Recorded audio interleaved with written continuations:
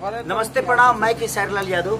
नमस्ते प्रणाम, हम रितु चौहान। और हमनी दोनों आदमी के गाना एगो एंगल कंपनी के ऑफिशियल चैनल से यूट्यूब चैनल से आवता, जवना गाना के नाम बा सूत जला कोरा में।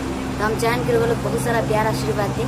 और रितु चौहान भी वो सबके बिहार के एगो आर्टिस्ट है, तो हमनी के दायित्व बनता कि अपना बिहार के आर्टिस्ट और बिहार की कंपनी है एंगल म्यूजिक, जवना कंपनी से हमार पुराना रिश्ता बा, हमार शुरुआत और हमारा जीवन स्टार्ट वो कंपनी से भइल बा।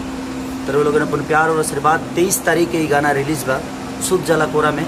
और एक राइटर हमारे पवन बाबा जी हैं और म्यूजिक डायरेक्टर आर्य शर्मा जी हैं और कंपनी मालिक हमारे रमेश जी हैं और हमारे वीडियो डायरेक्टर जो हैं आर्यन देव जी हैं। और ढेर लोग के नाम ले तो बहुत लोग लाइटो में उनके नाम ले लगे पड़ी।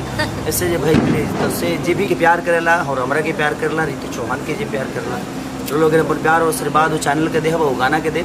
बड़ा खतरनाक शूट भइल बा, बहुत जल्द आवे लगा। और जो लड़का नहीं सूत जला कोरा में दिया क्या जोरा में ना, वही टाइप के गाना बा। तो और वो से ऊपर बा, तो कोशिश करब जे ढेर सारा प्यार और आशीर्वाद दी। Thank you so much, love you.